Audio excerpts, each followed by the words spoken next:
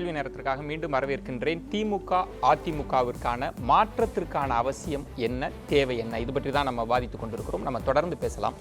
திரு பாலு, நீங்கள் திரு அன்புமணி அவர்களை முன்னிறுத்தி நீங்கள் பிரச்சாரம் பண்ணுறீங்க. அது மாற்றம், முன்னேற்றம், அன்புமணி, பாட்டாளி மக்கள் கட்சி கூட இல்லை. கிட்டத்தட்ட ஒரு தனி நபர் துதிபாடல் மூலமாக ஒரு தனி நபரே இங்கே இருக்கிற எல்லா மாற்றங்களையும் சாத்தியப்படுத்திடுவார் அப்படின்றதெல்லாம் நீங்கள் எப்படி இவங்களுக்கு மாற்றாக இருக்க முடியும்? இல்லை, அதாவது ஒரு முதலமைச்சர் வேட்பாளர் என்று ஒரு கட்சி அவரை முன்னிலைப்படுத்தி நீங்கள் இந்த தேர்தலில் முதலமைச்சர் வேட்பாளராக இருந்து பிரச்சாரம் செய்ய வேண்டும் என்று சொல்லுகின்ற பொழுது, அவர் எனக்கு அந்த முதலமைச்சர் பதவி கிடைத்தால் நான் என்ன செய்வேன் என்று சொல்லுகின்ற பொழுது, அது கருத்தியல் ரீதியாக அவர் அப்படித்தான் சொல்ல முடியும். அவரை முன்னிலைப்படுத்தி அரசியல் செய்வதுதான் சரியானதும் கூட. மோடி அவர்கள் பிரதமர் வேட்பாளராக இருந்தபோது மிக அதிகமாக மோடி அவர்களை முக்கியத்துவப்படுத்தி தான் செய்தார்கள். அதே போன்று டெல்லியில் கெஜ்ரிவால் அவர்களும் அதே முறை தான் செய்தார்கள். இந்த விவாதத்தினுடைய மையப்பொருள் மாற்றம் எந்த அடிப்படையில் என்று கேட்கின்ற பொழுது, இன்றைக்கு ஒன்று சொல்கிறேன், இந்த ரெண்டு கட்சியுமே இருக்காங்க, திமுகவும் இருக்காங்க, அதிமுக இருக்காங்க. ஒரு விஷயத்தை சொல்கிறேன், விவசாயம் 70% மக்கள் விவசாயத்தை நம்பிக்கொண்டிருக்கக்கூடிய இந்த தமிழ்நாட்டில் விவசாயம் தொடர்பான ஆக்கப்பூர்வமான காரியங்களை இரண்டு இயக்கங்களும் செய்யவில்லை. நதிநீர் பிரச்சனையிலும் சரி, நீர் வளத்தை பெருக்குவதிலும் சரி, விவசாயிகளுக்கு தேவையான அவர்களுக்கான இடுபொருட்கள் கிடைப்பதிலும் சரி, நல்ல விலை அந்த விவசாயிகளுக்கு கிடைப்பதிலும் சரி, இந்த இரண்டு அரசும் அதை தவறவிட்டிருக்கிறார்கள். நாங்கள் இந்த ரெண்டு கட்சியினுடைய செயல்பாடுகளை மிக தெளிவாக மக்கள் மத்தியில் நாங்கள் கொண்டு போய் சேர்க்குறோம். நாங்கள் மட்டும் இல்லை, இப்போ இவர்களாக இருக்கட்டும், சீமானாக இருக்கட்டும், அல்லது மற்ற இயக்கங்களாக இருந்தாலும் கூட, இரண்டு இயக்கங்கள் எந்தெந்த இடத்தில் கோளாறுகள் செய்தார்கள், எதை நம்பி இந்த இரண்டு இயக்கம் தமிழ்நாட்டை 50 ஆண்டு காலமாக முக்கியத்துவம் கொடுத்து செய்தார்கள், மது, இலவசம் என்ற இது போன்ற விஷயங்களில் மட்டுமே. அந்த இலவசம் குறித்து நீங்க பேசுறதுனால நான் ஒரே ஒரு கேள்வி, இல்ல அதாவது நீங்கள் கூட்டணியில இருக்கிறப்ப, நீங்க கூட்டணியில இருந்தீங்களே அதனால இதெல்லாம் நீங்க பேசலாமான்ற மாதிரி நான் மேலோட்டமாக கேட்க மாட்டேன். ஆனால் அந்த இலவச அறிவிப்புகளின் மூலமாக உங்களுக்கு பலன் கிடைக்கலையா? நீங்க கூட்டணியில இருந்தப்ப அந்த பிரச்சாரத்துல இலவசத்தை பத்தி நாங்க பேச மாட்டோம்லாம் நீங்க சொல்லிருக்கீங்களா? நீங்க கோட்பாடு ரீதியா வைத்திருந்தால், நீங்க அன்றைக்கு நீங்க கூட்டணியில் இருந்தபோது கூட பல முரண்பாடுகள்லாம் உங்களுக்கு இருந்து, திமுக அதிமுக பாமகவுக்கும். நீங்க அன்றைக்கே திரு கலைஞர் அவர்கள்ட்ட இலவசங்கள்லாம் சொல்லாதீங்க, இலவசங்கள்லாம் சொல்லி நீங்க ஒரு கூட்டணி அமைச்சீங்கன்னா நாங்க வரமாட்டோம்னு சொல்லியிருக்கலாமே. அந்த வாய்ப்பு உங்களுக்கு அப்ப கடந்த காலங்களில் கூட்டணி வைத்தது தொடர்பான விளக்கங்களை பல முறை நாங்கள் கொடுத்து விட்டோம், மீண்டும் அதை கொடுக்கல. ஆனால் இந்த இலவசம் தொடர்பாக சொல்றேன், இலவசம் தொடர்பாக கொடுக்கக்கூடாது, இலவசங்கள் என்பது கொடுக்கக்கூடாது என்பதை பாட்டாளி மக்கள் கட்சி கொள்கை ரீதியாக கொண்டிருக்கிறது. எப்படின்னா, ஒரு இலவசங்கள் கொடுத்துட்டு, ஒரு மிக்சி, ஃபேனு, கிரைண்டர் கொடுத்துட்டு அவர்களுக்கு தேவையான அடிப்படை வசதிகளை செய்யாமல் போவது மிக மோசமானது, சமூகத்தை அதனுடைய உயர்ந்த நிலைக்கு கொண்டு வராது என்பதை மிக தெளிவாக சொல்றோம். இந்த விவசாயம் தொடர்பாக நீங்க எடுத்துட்டீங்கன்னா, பாட்டாளி மக்கள் கட்சி சொல்லுது 70% மக்களுக்கான பிரச்சனை என்கிற போது அதற்காக தனியாக ஒரு பட்ஜெட், அந்த விவசாயிகளுக்கு தேவையான இடுபொருட்கள், அவர்களுக்கு தேவையான உரம், பூச்சிக்கொல்லி மருந்து போன்றவற்றை ஒரு அரசு மானியமாக கொடுப்பது, இலவசமாக கொடுப்பது, அதற்கு நல்ல விலை நிர்ணயம் பண்ணுவது, இந்த எலிக்கறி சாப்பிடுவது, கடன் கொடுத்து விட்டு கடனை வாங்கிவிட்டு அடைக்க முடியாமல் தற்கொலை செய்து கொள்வது, இது இந்த இரண்டு இயக்கங்களும் சரியாக அதை கவனிக்க தவறினார்கள் என்பதை வறட்சி காலங்கள்ல இந்தியா முழுவதும் எல்லா ஸ்டேட்லயும் இந்த பிரச்சனை இருந்திருக்கிறது. இயற்கை சீற்றம் நான் சொல்கிறேன், எலிக்கறி சாப்பிடுவது இப்ப சொல்லுங்களேன், இப்ப வறட்சி காலம்ல எலிக்கறி சாப்பிட்டு எப்ப விவசாயிகள் இறந்தாங்க சொல்லுங்களேன். ஒரு நிமிஷம் சொல்லிடுறேன். தொடர்ச்சியாக ஒவ்வொரு இப்ப சமீபத்துல ஒரு விவசாயி தற்கொலை செய்து கொண்டார், கடன் அடைக்க முடியலன்னு.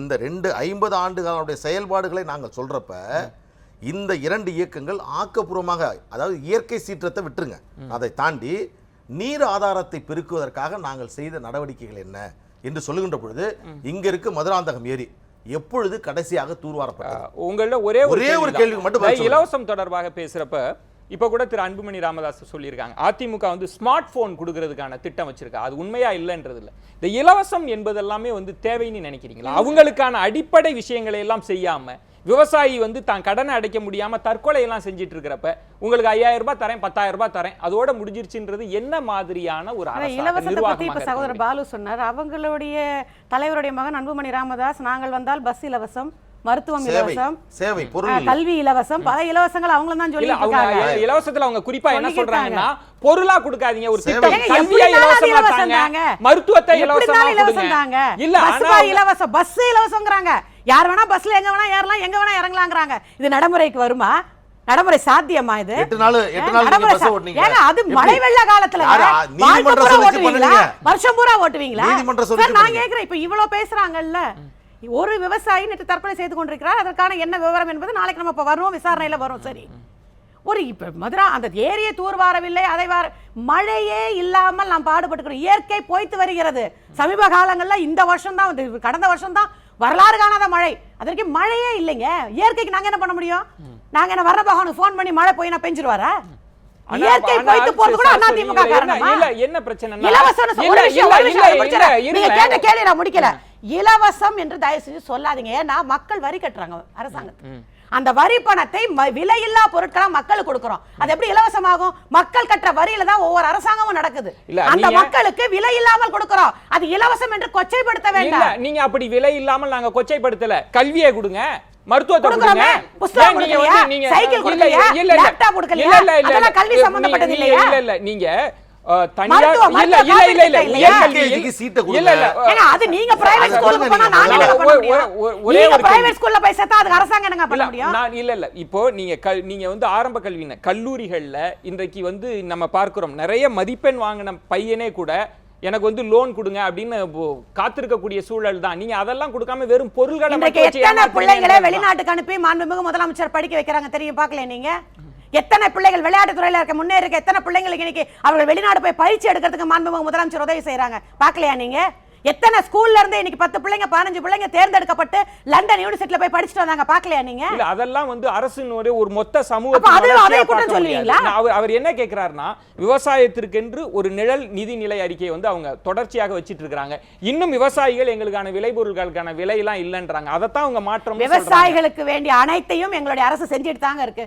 இன்றைக்கு அவர்கள் களத்துல வந்து நிக்கிறாங்க, அதிமுக எதிர நிக்கிறாங்க, அதனால குற்றம் சொல்றாங்க. இதே அதிமுக கொள்முதலுக்கான விவசாயிகள் எதிர்பார்க்கக்கூடிய விலையை நல்லா இருந்தது. விவசாயிகள் எதிர்பார்க்கக்கூடிய விலையை எல்லாமே நல்லா இருந்தது. விவசாயிகளுக்கு நீங்க கொடுக்குறீங்க. இப்போ வந்து நீங்க பிரதானமாக விஜயகாந்தை அழைப்பதற்கே நீங்க சொன்ன காரணம் என்பது ஊழல், மது அப்படிங்க. திமுக கூட மது ஒழிப்பு தான் எங்க முதல் கையெழுத்து அப்படின்னாலும் நீங்க அதை ஏத்துக்க தயாரா இல்ல. மது ஒழிப்பு அப்படின்னா ஒரு பிறந்த உடனே சொல்லணும் அப்படின்றவரை தான் நீங்க ஏத்துப்பீங்க. அதனால திமுகவை நீங்க விலக்கி வச்சிட்டீங்க. இப்ப என் கேள்வி, இந்த ஊழல் ஒழிப்பு அப்படின்றது ஒரு ஆம் ஆத்மி கட்சி மாதிரியான ஒரு கட்சி மேலோட்டமாக பார்க்கலாம், சொல்லலாம். ஆனால் தமிழகம் போன்ற ஒரு மாநிலத்தில் அதற்கு கீழ் இடஒதுக்கீடு, சமூக நீதி, விளிம்பு நிலை மக்களின் உயர்வு, இதற்கெல்லாம் திராவிட கட்சிகள் ஒண்ணுமே செய்யலையா? அதெல்லாம் நிராகரிச்சுட்டு பேசிட முடியுமா ஊழல்ன்ற ஒரு விஷயத்தை மட்டும் வச்சு? அதாவதுங்க, நீங்க நான் ஏற்கனவே குறிப்பிட்டது போல தமிழ்நாட்டில் ஒரு காங்கிரஸ் ஆட்சியில் இருந்தது. திமுக எந்த அடிப்படையில் நாங்கள் அதுக்கு மாற்றுன்னு சொன்னாங்க? அதிகாரம் பரவலாக்கப்படலை, ஒரு குறிப்பிட்ட பிரிவினர்கிட்ட மட்டும் இந்த தமிழ்நாட்டினுடைய அதிகாரம் குவிந்து கிடக்குது. அதிகார பரவல் செய்யப்படாத காரணத்தினால அவங்க அந்த அதிகாரத்தை சுவைக்கக்கூடியவர்களுடைய மனநிலை என்னவோ, அவர்களை சுற்றி இருக்கிற அந்த சூழல் என்னவோ, அதற்கு ஏற்ப எல்லா தளத்திலும் அது பிரதிபலிக்குது அப்படிங்கிற ஒரு விஷயத்தை சொல்லி அதற்கு மாற்றாக நாங்கள் இந்தந்த திட்டங்களை வைத்திருக்கிறோம் அப்படின்னு ஆட்சியை பிடிச்சாங்க. இன்னைக்கு கடந்த 50 ஆண்டுகளில் அதிகாரம் பரவலாக்கப்பட்டிருக்கா? நீங்கள் சொன்னது மாதிரி திராவிட இயக்க உணர்வோட சமூக நீதி தளத்தில் செயல்பட்டு இருக்கிற நீங்கள் சொன்ன அந்த இயக்கங்கள் அதை முழுமைப்படுத்தி இருக்கிறார்களா? இன்னைக்கு தமிழ்நாட்டில் எவ்வளோ பிரச்சனைகள், சமூக நீதிக்கு எதிரான விஷயங்கள் தாண்டவம் ஆடிட்டு இருக்குது. அப்போ இந்த இடத்துல இருந்தால் இன்னொரு மாற்றம் நம்ம முன்வைக்கிறோம். எப்படி நீங்கள் வந்து நீதி கட்சி, பிராமணர் அல்லாதார் இயக்கம் என்று சொல்லி ஒரு புதிய சக்தி, ஒரு புதிய திட்டத்தோடு அந்த களத்தை வந்து சென்றடைந்தார்களோ, அதுபோல் இன்னைக்கு நாங்கள் சொல்கிறோம், எளிய சிறுபான்மை மக்கள், பிற்படுத்தப்பட்ட மக்கள், தாழ்த்தப்பட்ட மக்கள் தங்களுக்கான அதிகாரம் கிடைக்காமல் தடுமாறி கொண்டிருக்கிறார்கள், அதிகாரத்தினுடைய வாசனை நுகராமல் இருக்கிறார்கள். இன்னைக்கு வந்து அரசாங்கத்தினுடைய ஒப்பந்தங்கள் யார் எடுக்கிறா? யாருக்கு போகுது கான்ட்ராக்ட்? ஒரு சாதாரண சைக்கிள் ஸ்டாண்ட் கான்ட்ராக்ட் கிடைக்குமா ஒரு சாதாரண தலித்துக்கு இந்த ஊரில்? அப்போ அதிகாரத்தினுடைய வாசனையை நுகராமல் இருக்கிறான். இங்கே என்ன நடக்குது, இந்த அமைச்சரவையில் என்ன முடிவுகள் எடுக்கப்படுகிறது அவனுக்கு தெரியவே மாட்டேங்குது, அவனுக்கு தொடர்பில்லாததாக இருக்குது. அப்போ இந்த இடத்துல தான் நாங்கள் வந்து இந்த கூட்டணி ஆட்சி அதிகார பரவல்ங்கிற முழக்கத்தை வைக்கிறோம். அப்போ அவர்கள் ஒரு 50 ஆண்டுகளுக்கு முன்னால் வைக்கும்போது அது சமூக நீதி, நாங்கள் 50 ஆண்டுகள் கழித்து அதில் உள்ள போதாமைகளிலிருந்து, குறைபாடுகளிலிருந்து வேறொரு முழக்கத்தை வைக்கும்போது அது சுயநலம். அது எந்த அடிப்படையில் நியாயம் கேட்குறேன். இதுதான் நான் வந்து திராவிட இயக்கத்தை ரொம்ப ஆழமான பார்வையோடு தான் கேள்வி வைத்தேன். அவர் ஒரு ஆழமான விமர்சனத்தை தான் உங்கள் மீது. இல்லை, அதாவது மாற்று அப்படின்னு சொல்லி சொல்கிறாங்க. அதாவது 50 ஆண்டு காலமாக வந்து இப்போ புதுசாக ஒரு ட்ரெண்ட் என்னென்னா 50 ஆண்டு காலமாக 2 திராவிட கட்சிகளும் சேர்ந்து தமிழகத்தை சீரழித்து விட்டது அப்படின்னு சொல்கிறாங்க. இப்போ நீங்கள் பார்த்தீங்கன்னா இப்போ அந்த 50 ஆண்டு கால வரலாற்றை பார்த்தீங்கன்னா இந்தியாவில் இருக்கக்கூடிய மாநிலங்களை வந்து நம்ம கம்பேர் பண்ணும்பொழுது தமிழ்நாடு வந்து கன்சிஸ்டன்ட்லி ஒரு செகண்ட் பிளேஸ்லையோ இல்லை தேர்ட் பிளேஸ்லையோ இல்லை பல விஷயங்களில் வந்து ஒரு ஃபஸ்ட் பிளேஸ்லையோ வந்து இருந்துட்டு வந்துச்சு 2011 வரைக்கும். ஏன்னா இப்போது இந்த 5 ஆண்டு காலத்தில் வந்து மிகவும் ரொம்ப பின்தங்கிய நிலைக்கு வந்து சென்று விட்டது தமிழகம். இப்போ நம்ம வந்து கம்பேர் வளர்ச்சி அடைந்து விட்டது. சார் கொஞ்சம் பேச விடுங்க சார், கொஞ்சம் பேச விடுங்க, கொஞ்சம் பேச விடுங்க, இல்ல கொஞ்சம் பேச விடுங்க, இல்ல பேச விடுங்க சார், எங்களை பேச விடுங்க, எங்களை பேச விடுங்க, அடுத்து வருவேன், அதுக்கு வருவேன். ரொம்ப ரொம்ப சந்தோஷம் எனக்கு, நீங்க வந்து ஒரு முக்கியமான பாயிண்ட்டை கிளாரிஃபை தான், ரொம்ப சந்தோஷம், ஒரு முக்கியமான பாயிண்ட்டை கிளாரிஃபை பண்ண வச்சிருக்கீங்க, அதை கிளாரிஃபை பண்ணுவேன் நான். பார்த்தீங்க அப்படின்னும் போது ஸோ இந்த மூன்று முதலாவதாக இந்த கன்சிஸ்டண்ட்டாக இருக்குது. ஸோ நீங்கள் எந்த அளவுகோலை வைத்து தமிழகத்தை வந்து இந்த 50 ஆண்டு காலம் வந்து சீரழிந்து விட்டதுன்னு சொல்லுவீங்க? இந்தியாவில் வந்து இருக்கக்கூடிய தரவரிசைகளில் வந்து மூன்றாவது நம்ம அமெரிக்காவோட இந்தியாவை தமிழ்நாடுவை கம்பேர் பண்ணுமா, இல்லை வந்து யுனைடெட் கிங்டம் வந்து இந்தியாவோட கம்பேர் பண்ணுவோமா, இல்லை யூரோப்பாவில் இருக்க ஒரு கண்ட்ரியை வந்து நம்மளோட தமிழகத்தோட கம்பேர் பண்ணுமா? யாரோட கம்பேர் பண்ணணும்? இந்தியாவில் இருக்க அனைத்து மாநிலங்களோட கம்பேர் பண்ணணும். இந்தியாவோட இருக்க அனைத்து மாநிலங்களை கம்பேர் பண்ணும் பொழுது கண்டிப்பாக தமிழகம் முதல் 3 இடங்களுக்குள்ளாகவே இருந்து வருகிறது. இன்னைக்கு வந்து தமிழகம் வந்து ஒரு ஐடி ஹப்பா இருக்கு, ஒரு டைடல் பார்க்க கட்டியிருக்காங்க, ஒரு கத்திப்பாரா ஜங்ஷன் கட்டியிருக்காங்க. இதெல்லாம் எதனால் ஏற்பட்டது? டைடல், அதாவது இந்தியா முழுக்க பார்த்தீங்கன்னா ஐடி ஹப்பாக இருக்கக்கூடியது யாருன்னு மூணே இடங்கள் தாங்க ஐடி ஹப்பு. ஒன்று வந்து பெங்களூர், இன்னொன்று வந்து சென்னை, இன்னொன்று வந்து டெல்லியில் இருக்க குர்காவன், ஹைதராபாத் வந்து இப்போ இந்த பிரிவினை இதனால அதாவது வந்து அதாவது மட்டும் காரணம் திமுக கிடையாது. என்ன பேச விடுங்க சார். இல்ல நீங்க 50 வருஷ காலத்துல பாத்தீங்கன்னா பெரும்பான்மையான ஆண்டுகள் வந்து அதிமுக வந்து ஆண்டு கொண்டிருந்தது. அந்த ஒரு 20 ஆண்டு காலம் வரைக்கும் வந்து திமுக வந்து இந்த 50 ஆண்டு காலத்தில் ஆண்டு வந்திருக்கிறது. அந்த 20 ஆண்டு காலத்தில் ஏற்பட்ட வளர்ச்சிகள் தான் இது அத்தனையுமே தவிர, அதாவது அந்த பொருளாதார வளர்ச்சி நான் சொல்லக்கூடிய வந்து தமிழ்நாடுவை வந்து அப்படியே கேட்டபுல்ட் பண்ணிடுச்சு. அதாவது இங்க இருந்தது அப்படியே வந்து ஒரு ஜம்ப் பண்ணி ஒரு பெரிய லெவலுக்கு கொண்டு போச்சுன்னா அதற்கு என்ன காரணம் என்றால் திமுகவின் அந்த தொலைநோக்கு திட்டங்கள் மட்டுமே காரணம். இவர்கள் சொல்வது போல இன்னைக்கு வந்து ஒரு ஃபேன்சி ஸ்லோகன் மாதிரி எடுத்துட்டு இருக்காங்க. அதாவது ஊழல் ஒழிப்புன்னு சொல்லி இப்போ ஊழல் ஒழிப்புன்னு சொல்ற பாமகவின் அந்த அன்புமணி ராமதாஸ் மீது 2 ஊழல் வழக்குகள் இல்லையா? அது ஒரு நிமிஷம் முடிங்க விடுங்க, என்ன அடுத்ததாக இந்த பேச இல்ல அதுதான் ஒரே நிமிஷம், இந்த பாயிண்ட் சொல்லணும். இந்த மக்கள் நல கூட்டணியில் இருக்கவங்க எல்லாம் ஊழல்னு சொல்றாங்க. கம்யூனிஸ்ட் கட்சி எம்எல்ஏ அந்த தளி ராமச்சந்திரன் அவர் என்ன அப்படியே வானத்துல இருந்து குதித்த தெய்வீக சிந்தாமணி அவரு இல்ல இல்ல ஏன்னா அவரை வைத்து அதுதான் ஒரு வழக்கை வைத்துக்கொண்டு ஒரு இயக்கத்தை என்ன சொல்றது ஒரு தவறாக சித்தரிக்கும் அந்த வேலையை தான் இந்த மக்கள் நல கூட்டணி செய்து கொண்டிருக்கிறது. பாமக சொல்லிட்டார் 2011 இந்த ஊழல் வழக்கு வந்து செல்வி ஜெயலலிதா மீது இல்லையா? இதுக்கு முன்னாடி அவர் மேல ஊழல் குற்றச்சாட்டு இல்லையா?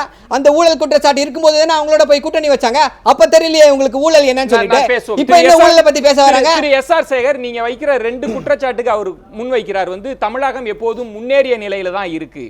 நீங்க எப்படி சொல்ல முடியும் வந்து முதல் 3 மாநிலங்கள்ல தமிழகம் தான் இருக்கு அப்படின்ற ஒரு கேள்விக்கு நீங்க பதில் சொல்லணும். இரண்டாவது கேள்வி, நீங்க வந்து பாஜக வந்து தமிழகத்துல ஆளணும்னு நினைக்கிறீங்க. உங்களுடைய அரசியல் என்பது என்ன? எந்த அரசியலை முன்வைக்க போறீங்க? இப்ப தமிழா சமஸ்கிருதமா என்கிற இடத்தில் உங்கள் அரசியல் என்ன?